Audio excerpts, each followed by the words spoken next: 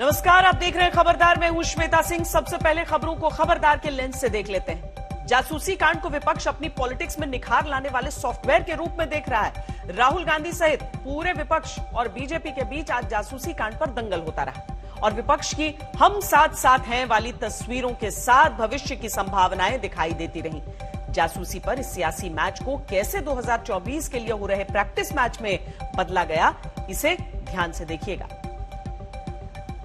जब देश के दो राज्यों के बीच दुश्मन देशों जैसा झगड़ा चल रहा हो तो हमेशा खबरदार रहना चाहिए। पूर्वोत्तर भारत के ये दोनों राज्य हैं असम और मिजोरम। टकराव के हालात ये हैं कि असम अब मिजोरम बॉर्डर पर 4000 जवान तैनात करने की तैयारी कर रहा है। इस तनाव के बीच आज तक की टीम ने ग्राउंड रिपोर्ट भेजी। असम मिजोरम बॉर्डर पर आज के हालात क्या हैं और प्रत्यक्षदर्शियों ने हमें जो कैमरे पर बताया उसके आधार पर पूरी इनसाइड स्टोरी आपको हम बताएंगे। इसके बाद केरल में हुए कोरोना ब्लास्ट का जमीनी विश्लेषण करेंगे। सवाल यह है कि रोज सामने आने वाले कोरोना मामलों में से आधे से ज्यादा मामले केरल से क्यों आ रहे हैं। वैक्सीनेशन में आगे रहने के बावजूद वहां बहुत तेजी से कोरोना फैला है। केरल का नया आंकड़ा डरावना है। वहां एक दिन में 22,000 से ज्यादा नए मामले सामने आए। वहां का टेस्ट पॉजिटिविटी रेट 12% हो गया है, जबकि WHO के अनुसार यह 5% से कम होना चाहिए। केरल की इस हालत को डिकोड करेंगे। अमेरिकी विदेश मंत्री एंटनी ब्लिंकन ने दिल्ली में आज एक ऐसा काम किया है जिससे चीन को जबरदस्त मिर्ची लगी होगी। ब्लिंकन ने आज दिल्ली में तिब्बत के धर्मगुरु दलाई लामा के एक प्रतिनिधिमंडल से मुलाकात की और कहा कि भारत और अमेरिका हमेशा से लोकतंत्र के समर्थक रहे। समझने वाली बात यह है कि तिब्बत और दलाई लामा, ये दो शब्द चीन की सत्ता की दुखती रग है। तिब्बत को बुलेट ट्रेन से जोड़ रहा चीन कूटनीति की इन लच्छेदार बातों से कितना चिढ़ता है, ये देखिएगा। और शुरू में ही आपको एक्स्ट्रा खबरदार कर देते हैं। फाइजर ने अपने कोरोना वैक्सीन को अपडेट कर दिया है। अब वो इसकी सेफ्टी से जुड़ी स्टडी को अगस्त में शुरू करने वाली। इस वैक्सीन को खास तौर पर कोरोना से के डेल्टा वेरिएंट को टारगेट करने के हिसाब से अपडेट किया गया है। इस बूस्टर डोज से फाइजर को कमाई का भी बूस्टर मिलेगा। अनुमान है कि इस साल इस वैक्सीन से फाइजर को 2.5 लाख करोड़ रुपए की कमाई होगी। वैक्सीन अपडेट में फाइजर का शुभ लाभ है।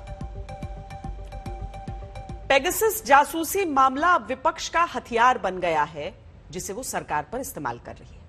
विपक्ष ये है कि दिलचस्प ये है कि कांग्रेस सांसद राहुल गांधी ने आज सरकार पर हमले में इस बात पर जोर दिया कि सरकार ने नागरिकों के फोन में हथियार डाल दिया है।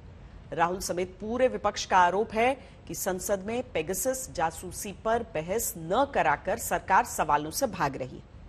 दूसरी तरफ पेगासस जासूसी मामले को पहले ही साजिश का हथकंडा बता चुकी सरकार ने विपक्ष पर जनता के मुद्दों से भागने और संसद को न चलने देने का आरोप लगाया। सरकार और विपक्ष दोनों का रुख सख्त है और संसद में गतिरोध टूटने के आसार नजर नहीं आ रहे। धन्यवाद अध्यक्ष महोदय। मैं मंत्री जी को बधाई देना। संसद के मॉनसून सत्र का हंगामा तो सरकार के लिए आउट ऑफ सिलेबस हो गया। लेकिन मैं यह मंत्री से सरकार की तैयारी थी कोरोना पर विपक्ष का जवाब देने के लिए, लेकिन विपक्ष के प्रश्न पत्र में पेगासस से जासूसी के सवाल हैं। आगे की कार्रवाई। संसद से सड़क तक विपक्ष ने पेगासस जासूसी मामले पर मॉनसून सत्र का एक भी दिन शांति से गुजरने नहीं दिया। No play cards, no play cards. ये सेक्रेटेरिएट और तो और संसद से सड़क तक सरकार को कैसे जासूसी मामले पर घेरा जाए, इसकी रणनीति तैयार कर ली। कांग्रेस सांसद राहुल गांधी समेत 14 विपक्षी पार्टियों के नेता एक छत के नीचे जुटे और पेगासस पर संसद में बहस के लिए टस से मस नहीं होने का ऐलान कर दिया।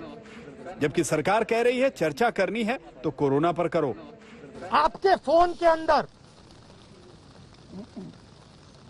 नरेंद्र मोदी जी ने एक हथियार डाला है। हमारा सिर्फ एक सवाल है, क्या हिंदुस्तान की सरकार ने पेगासस को खरीदा, हां या ना? क्या हिंदुस्तान की सरकार ने अपने लोगों पर पेगासस हथियार का इस्तेमाल किया, हाँ या ना? तो सदन में बात क्यों नहीं होनी चाहिए? क्या कारण है कि सदन में बात नहीं हो रही है? ये सवाल है। माननीय खड़गे जी ने, माननीय सोनिया जी ने सत्र शुरू होने से पहले एक पत्र लिखा था कि कोविड पर चर्चा हो, सदन बुलाने की बात भी कही थी और सरकार ने तो सदन जब से चला पहले दिन से माननीय प्रधानमंत्री जी ने कहा कि सरकार चर्चा के लिए तैयार है। आखिरकार जो दुनिया के सामने इतनी बड़ी चुनौती है महामारी के रूप में, उस पे भी अगर ये लोग चर्चा करने के लिए तैयार नहीं, जनता से जुड़े विषयों पर भी चर्चा करने के लिए तैयार नहीं, तो विपक्ष क्या चाहती है? केवल कागज फाड़ के स्पीकर के ऊपर फेंकना, कागज फाड़ के मंत्रियों के ऊपर फेंकना, मंत्री के हाथ से स्टेटमेंट छीन के उसको फाड़ देना। क्या ये चर्चा करने के लिए तैयार नहीं है? सरकार और विपक्ष की ये लड़ाई कितनी गंभीर है, इससे दोनों ओर के तेवरों से समझ लीजिए। राहुल गांधी ने पेगासस जासूसी को राष्ट्रवाद से जोड़ दिया है, जो हमारी आवाज है, जबकि सरकार पहले दिन से कह रही है जासूसी का ये मामला सिर्फ साजिश है। जो पेगासस का मामला है वो हमारे लिए नेशनलिज्म का मामला है, ट्रीजन का मामला है। इस हथियार को आतंकवादियों के खिलाफ प्रयोग करना चाहिए, देशद्रोहियों के खिलाफ प्रयोग करना चाहिए। हम नरेंद्र मोदी जी से, अमित शाह से ये पूछ रहे हैं कि आपने इस हथियार का प्रयोग हिंदुस्तान के लोकतांत्रिक इंस्टीट्यूशंस के खिलाफ क्यों किया? राहुल जी, हथियार डाल दिया गया है आपके फोन में, तो आप इतने दिन तक बैठे क्यों हुए? आपको पता है आपके फोन के अंदर हथियार है। आप हथियार निकालने के लिए फॉरेंसिक डिपार्टमेंट गए? आप पुलिस थाने में जाके हथियार निकालने के लिए एफआईआर किया आपने? कोई हथियार नहीं है। जो चीज है नहीं उसका हथियार बना करके पार्लियामेंट को रोकना, एक नॉन एग्जिस्टेंट इशू को इशू बना करके किस प्रकार वो हथियार के रूप में काम करे ताकि ये लोग पार्लियामेंट से नदारत रहे, ताकि असली मुद्दों पर चर्चा ना हो। बारे में गृह कार्य संबंधित स्थायी समिति के धन्यवाद। सरकार से विपक्ष की लड़ाई में एक मोर्चा राहुल का है तो दूसरा ममता बनर्जी का। 11 पर अपने नाम के सामने उल्लेखित विषय उत्तर पूर्वी क्षेत्र विकास मंत्रालय से संबंधित अनुदान की मांगों। संसद के भीतर टीएमसी के सांसद पेगासस जासूसी पर सबसे ज्यादा आक्रामक हैं। बंगाल में ममता सरकार ने पूर्व जजों की जांच कमेटी बना दी है, लेकिन जब राहुल की मौजूदगी में 14 विपक्षी पार्टियों की जुटान हुई तो टीएमसी नदारद थी।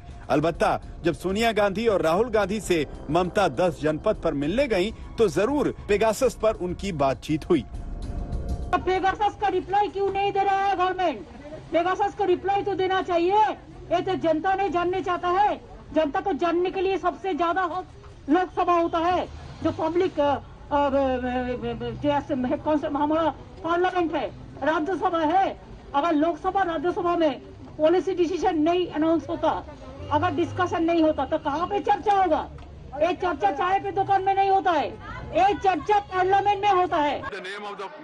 वैसे जब पेगासस जासूसी को लेकर सरकार और विपक्ष के बीच संसद में तकरार है और संसद में व्यवधान पड़ा है, तो इस बीच सरकार ने शोर शराबे के बीच भी विधायी कामकाज निपटाने का दांव चल दिया है। 26 जुलाई को 3 बिलों को सरकार ने लोकसभा में रखा। 27 जुलाई को 2 बिल लोकसभा में पेश कर दिए गए। 27 जुलाई को राज्यसभा ने marine aids to navigation bill 2021 pass कर दिया। 28 जुलाई को आईबीसी बिल लोकसभा में पास हुआ।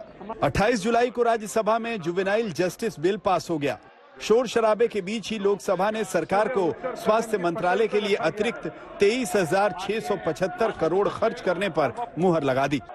इस बीच राज्यसभा में आईटी मंत्री का जवाब फाड़ने वाले टीएमसी सांसद शांतनु सेन पर निलंबन की कार्रवाई जैसा कदम लोकसभा में भी उठ सकता है। बुधवार को लोकसभा में पर्चे फाड़कर आसन की ओर फेंकने पर करीब 10 सांसदों पर कार्रवाई हो सकती है। और क्या यानी सरकार और विपक्ष के बीच तकरार का नया मोर्चा खुल सकता है। दिल्ली से मौसमी सिंह और हिमांशु मिश्रा के साथ आज तक ब्यूरो। मेरे खिलाफ वो हथियार का प्रयोग किया गया। पेगासस जासूसी मामले पर राजनीति की तकरार है, ऐसे में इस मामले से उठे सवालों का विश्लेषण जरूरी है। इससे ही खबर की पूरी पिक्चर समझ में आएगी। भारत में जरूरी सर्वेलांस के लिए 2 कानून हैं, जिनमें पहला है टेलीग्राफ एक्ट 1885, दूसरा है आईटी एक्ट 2000। टेलीग्राफ एक्ट के सेक्शन 5(2) के जरिए देश हित से जुड़े मसलों पर सरकार या उसकी एजेंसियां कॉल इंटरसेप्ट का अधिकार रखती हैं। लेकिन टेलीग्राफ एक्ट के इसी सेक्शन में यह भी लिखा है कि पत्रकार कॉल इंटरसेप्ट के दायरे में नहीं आएंगे। यहां 1996 का सुप्रीम कोर्ट का एक आदेश जान लेते हैं। इस आदेश में सुप्रीम कोर्ट ने कहा था कि सरकार को खुफिया जानकारी जुटाने का अधिकार तो है, लेकिन नागरिकों की निजता का हनन नहीं हो सकता। आईटी एक्ट के सेक्शन 69 की बात करें तो इस कानून के तहत इलेक्ट्रॉनिक सर्वेलांस का कानूनी फ्रेमवर्क है। आईटी एक्ट के तहत सभी इलेक्ट्रॉनिक ट्रांसमिशन इंटरसेप्ट किए जा सकते हैं। अब अगर सरकार ने सर्वेलांस के लिए पेगासस स्पाईवेयर को मंजूरी दी है या देती है तो उसे आईटी एक्ट और टेलीग्राफ एक्ट दोनों का इस्तेमाल करना होगा। लेकिन सवाल है कि अगर किसी व्यक्ति को पेगासस से सर्वेलांस का संदेह है तो वो क्या करे? भारत में कानूनों की मौजूदा स्थिति के अनुसार वो व्यक्ति केवल निजता के अधिकार के तहत न्याय मांग सकता है। साथ ही इसे लेकर कोई स्पष्ट कानून न होने से उसके मामले में जजों की राय पर फैसला निर्भर करेगा। बीजेपी इन पेचीदगियों को समझती है, इसीलिए वो राहुल गांधी को चुनौती दे रही है कि वो एफआईआर कराकर अपने फोन को जांच के लिए दे दें। अक्सर आपने भारत चीन बॉर्डर से हिंसक झड़प की खबरें सुनी होंगी, जिसके वीडियो और तस्वीरें भी सामने आते रहते हैं। आज तक ने ऐसी घटनाओं की कई बॉर्डर रिपोर्ट भी आपको दिखाई, लेकिन हमने कभी सोचा भी नहीं था कि हमें किसी ऐसे बॉर्डर की ग्राउंड रिपोर्ट तैयार करनी पड़ेगी जहां देश के ही दो राज्यों की पुलिस दुश्मन की तरह एक दूसरे के खिलाफ मरने मारने पर उतारू हो गई। हम बात कर रहे हैं असम और मिजोरम के लेलापुर बॉर्डर की, जहां सोमवार को दोनों राज्यों की पुलिस आमने सामने आ गई। करीब 1 घंटे तक दोनों तरफ से गोलियां चली, पत्थरबाजी हुई, लाठी डंडों से लड़ाई हुई, जिसमें असम पुलिस के 6 जवानों की मौत हो गई, जबकि 50 से ज्यादा लोग घायल हो गए। असम मिजोरम के बॉर्डर पर इस हिंसक कांड ने पूरे देश को हैरान परेशान किया।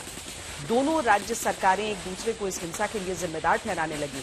लेकिन आखिर ऐसा क्या हुआ कि असम और मिजोरम का बॉर्डर सोमवार को भारत पाकिस्तान बॉर्डर जैसा दिखने लगा?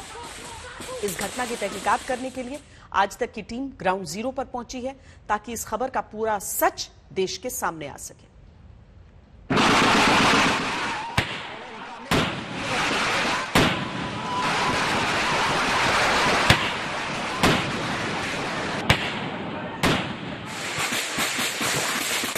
जहां हथियारबंद लोग अंधाधुंध फायरिंग कर रहे थे, जहां खूनी संघर्ष में लोग कैसे जान बचाकर भाग रहे थे, जहां दोनों तरफ से लाठियां चल रही थीं, जहां गोलियां चल रही थीं,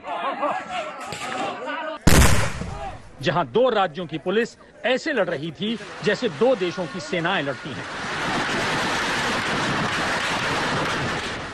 उस असम मिजोरम के लैलापुर बॉर्डर पर आज तक की टीम ग्राउंड जीरो पर पहुंची तो वहां युद्ध के बाद वाली शांति थी। ये है पुरीसरा एरिया, ये असम मिजोरम बॉर्डर के पास ही एक इलाका है और यहाँ पर एक असम पुलिस की एक कैंप यहाँ पर बनाया गया है।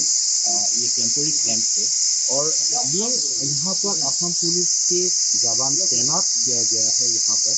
और इस रास्ते पर अगर देखा जाए कि यहाँ से करीबन 6 किलोमीटर के दूरी पर ही जो ओरिजिनल असम मिजोरम के जो कॉन्स्टिट्यूशनल बॉर्डर है वो यहाँ से करीबन 6 किलोमीटर आगे वहाँ पर है।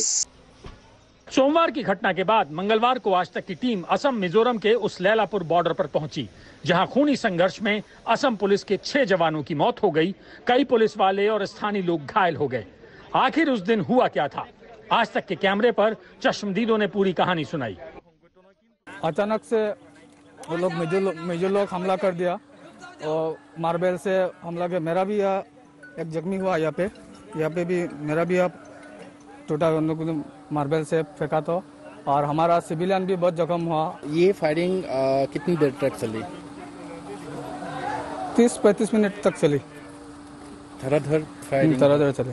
जो जनरल पब्लिक है उनके पास भी हथियार थे? उनके पास भी हथियार थे, मशीन गन और मार्बल से वो लोग फायरिंग किया था।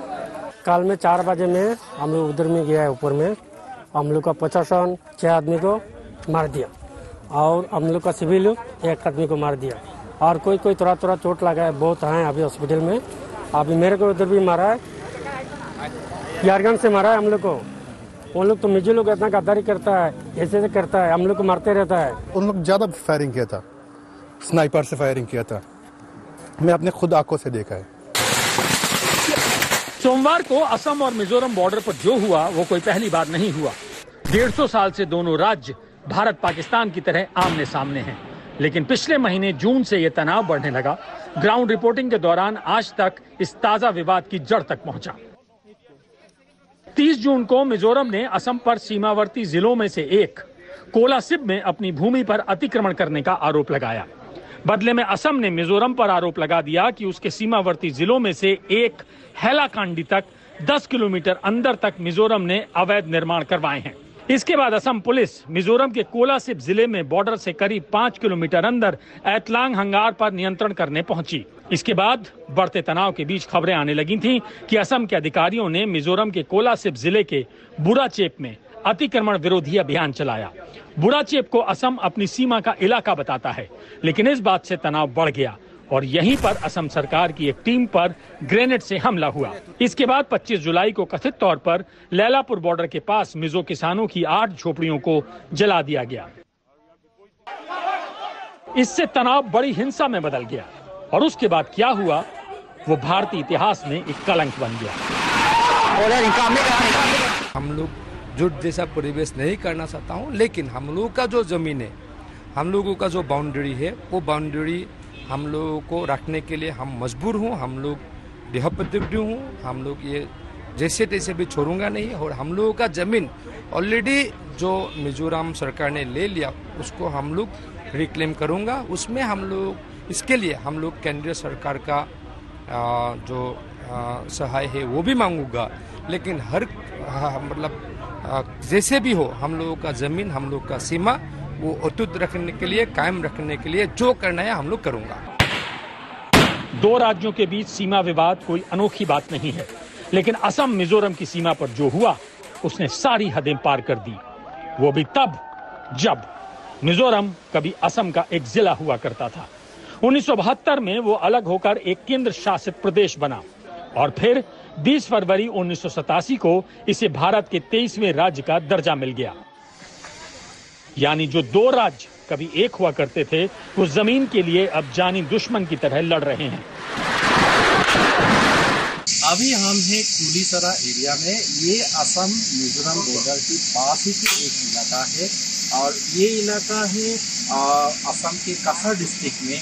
और यहाँ पर एक देखा जाए कि ये रास्ता है, ये रास्ता असम मिजोरम बॉर्डर के पास में ये रास्ता गया हुआ है और इसी रास्ते को लेकर ही तनाव शुरू हुआ था असम मिजोरम पुलिस के बीच।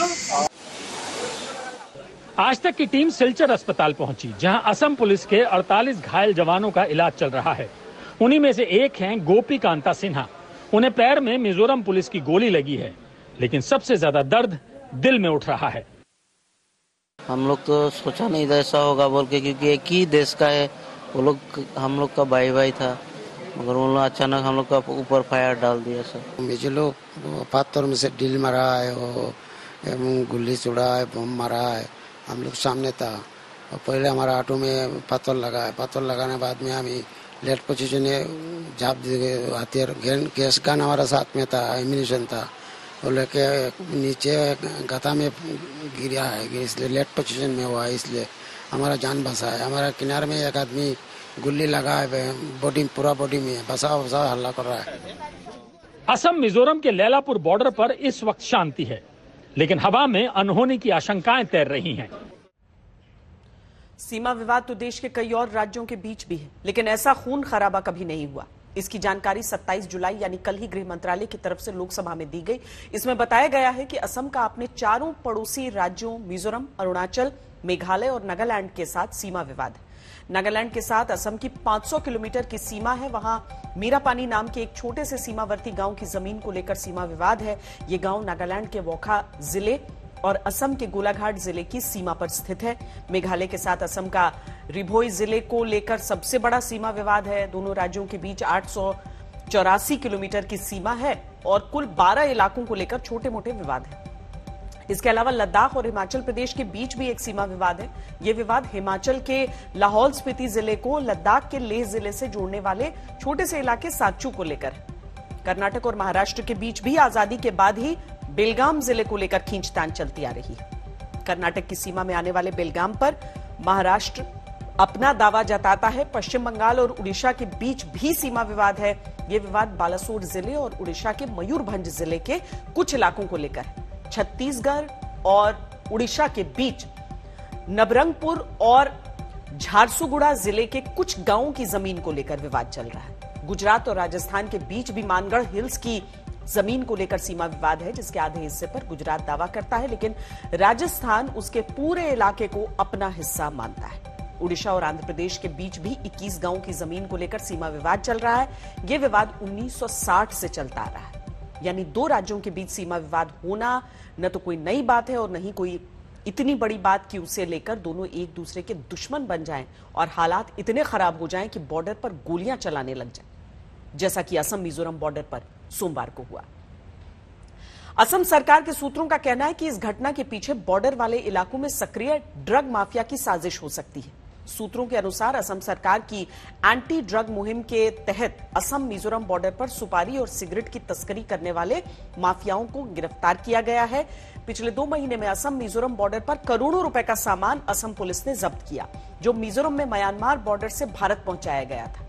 हाल ही में असम पुलिस ने एक बड़े ड्रग तस्करी रैकेट का पर्दाफाश किया था और मिजोरम बॉर्डर से असम में लाई गई 32 किलो हेरोइन की खेप को जब्त किया था।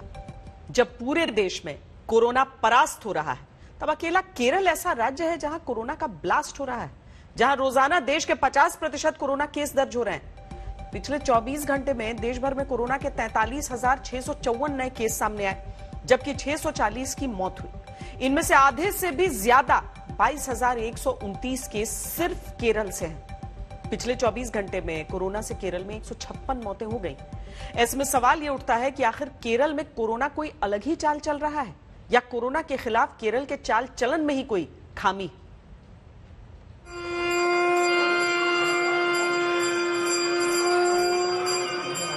कोरोना के पंजों में जकड़ता केरल। भारत के 50% कोरोना केस का गढ़ केरल।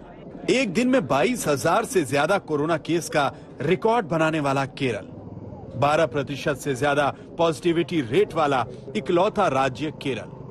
देश के 1/3 से ज्यादा एक्टिव कोरोना केस वाला राज्य केरल। जब देश दूसरी लहर से निकलने के रास्ते में है, तब केरल तीसरी लहर के भंवर में फंसा हुआ नजर आ रहा है। केरल में 1.2 के आसपास चला हुआ है। Again it shows that virus replication is going on, chains of transmission are going on. Bharat के आधे से ज्यादा कोरोना केस अकेले केरल में सिमट कर रह गए हैं और चिंता की बात यह है कि पिछले 4 हफ्तों में वहां कोरोना केस लगातार बढ़ रहे हैं।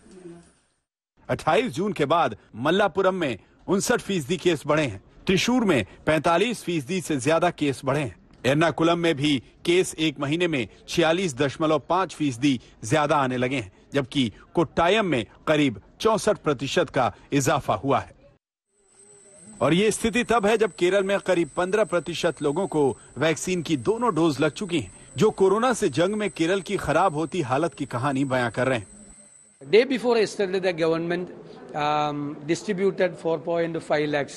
After this information was released, now government is saying that no vaccine is available from the government. Kerala में कोरोना का जो कहर दिख रहा है, उसकी वजह यह भी है कि हाल के दिनों में केरल में सुपर स्प्रेडर इवेंट देखे गए। केरल सरकार ने 21 जुलाई को बकरीद के मौके पर कोविड गाइडलाइंस में 3 दिन की ढील दी और कोरोना के घटते केस तेजी से उछाल मारने लगे। केरल सरकार ने सबरीमला मंदिर को 5 दिन की मासिक पूजा के लिए 17 से 21 जुलाई तक के लिए खोल दिया और कोविड नियमों में भी छूट दी। और फिर इसका असर जैसे ही केरल की कोरोना टैली पर दिखना शुरू हुआ, बीजेपी को विजयन सरकार पर तंज कसने का मौका मिल गया। बकरा ईद के समय जो रिलैक्सेशन 3 दिन का केरल सरकार ने दिया, उस पर सुप्रीम कोर्ट ने भी चिंता जताई थी, मगर दुख के साथ मुझे कहना पड़ रहा है, तुष्टीकरण की राजनीति जीती और सुप्रीम कोर्ट के इस हिदायत को केरल की सरकार ने पालन नहीं किया। नतीजा 22,000 केस आज केरल के अंदर आए हैं। नतीजा आज केरल एक दूसरे वेव की ओर बढ़ रहा है। राजनीति अपनी जगह है, लेकिन अगर देश के आधे से ज्यादा केस अकेले केरल में सामने आ रहे हैं तो सवाल तो उठेंगे। लेकिन केरल सरकार कोरोना के बढ़ते मामलों पर कोविड नियमों में ढील से ज्यादा दोष कोरोना वैक्सीन की कमी पर मढ़ रही है। The seroprevalence study shows that the number of people infected or the number of people who has antibody in their body is 42%. It means that more than 50% of the total population is unaffected. People of Kerala, they are coming forward to get vaccinated, but the thing is that we don't have vaccine. देश के सबसे शिक्षित राज्य का दर्जा प्राप्त Kerala corona संक्रमण को काबू करने की कोशिशों में फेल रहा है। यह सिर्फ केरल की हार नहीं है, बल्कि कोरोना से जंग में पूरा देश पिछड़ रहा है। आज तक ब्यूरो। अब अमेरिका की तिब्बती चाल। भारत दौरे पर आए अमेरिकी विदेश मंत्री एंटनी ब्लिंकन ने अपनी 2 खास मुलाकातों से चीन की दुखती रग पर हाथ रख दिया। ब्लिंकन ने आज तिब्बती धर्मगुरु दलाई लामा के 2 प्रतिनिधियों से अलग अलग मुलाकातें की। इन मुलाकातों के कूटनीतिक संदेश को डिकोड करती हुई ये रिपोर्ट हमने तैयार की। अमेरिकी विदेश मंत्री एंटनी ब्लिंक ने अपने भारत दौरे की मुलाकातों का सिलसिला ही ऐसे शुरू किया जिस पर चीन को चिढ़ मचेगी। सिविल सोसाइटी राउंड टेबल में कहने को तो भारत के सभी बड़े धर्मों के प्रतिनिधि थे, लेकिन तिब्बती धर्मगुरु गेशे दोरजी दामदुल की मौजूदगी चर्चा का विषय बन गई है। गेशे दोरजी दामदुल दिल्ली में तिब्बत हाउस के निदेशक हैं और दलाई लामा के पूर्व वार्ताकार हैं। ब्लिंक की मुलाकात तिब्बत के सिर्फ एक धर्मगुरु से नहीं हुई है। उन्होंने दलाई लामा और तिब्बत की निर्वासित सरकार के प्रतिनिधि नगोदूप डोंगचुंग से अलग से मुलाकात भी की है। अमेरिकी विदेश सचिव एंटनी ब्लिंकन ने भारत के दौरे पर तिब्बत के प्रतिनिधियों से बातचीत की है। ये काफी महत्वपूर्ण है। इसके कई सामरिक संकेत मिलते हैं। सबसे पहले तो अमेरिका और भारत ने मिलकर एक साझा तौर पर यह निर्णय लिया होगा कि जब सेक्रेटरी ब्लिंकन यहाँ होंगे तो वो दलाई लामा के प्रतिनिधि से मिलेंगे, और इसका सीधा निशाना बीजिंग पर है। जितना ज्यादा उस पर ये दबाव बढ़ेगा मानवाधिकारों पर, तो चीन और ज्यादा गुस्सा होगा और इसकी वजह से उसकी जो विश्व भर में उसकी जो साख है, उसकी छवि है, वो और खराब होती जा रही है। तो चीन की जो मंशा है कि वो पूरे विश्व में खासतौर पे विकासशील देशों में अपने आप को बहुत बड़े नेता के तौर पर पेश करना चाहता है, उसको धक्का लगेगा। विदेश मंत्री ब्लिंक की भारत में तिब्बती प्रतिनिधियों से मुलाकात इसलिए भी अहम हो जाती है क्योंकि अभी हाल ही में चीन के राष्ट्रपति शी जिनपिंग तिब्बत के दौरे पर आए थे। तिब्बत के अपने दुर्लभ दौरे में उन्होंने तिब्बत पर चीनी अधिकार की नुमाइश भी की थी।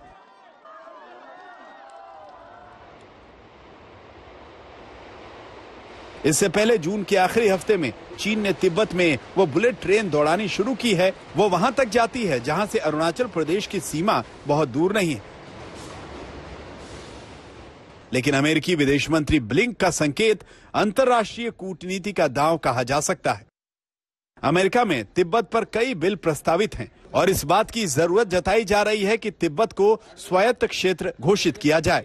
कई अमेरिकी सांसद तिब्बत को चीन से मुक्त कराने की बात खुल्लम खुल्ला कर चुके हैं।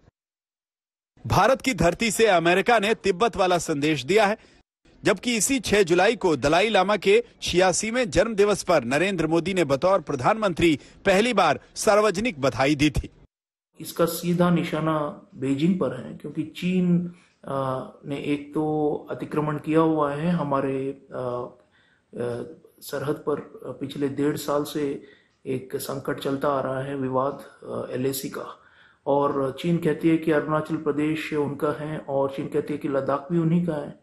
तो इस संकट से निपटने के लिए एक तो होता है कि एक कड़ा संदेश जाए दूसरी तरफ, और भारत ने मेरे ख्याल से अमेरिका के साथ ये बिल्कुल तालमेल करके ये कदम उठाया है। ब्लिंक के दौरे का असल मसला अमेरिका, भारत, जापान और ऑस्ट्रेलिया के चतुर्भुज को और मजबूत करना है। इस क्वाड साझेदारी से चीन पहले ही असहज है और अब अमेरिका का तिब्बत कार्ड उस पर और भारी पड़ सकता है। गीता मोहन के साथ आज तक ब्यूरो।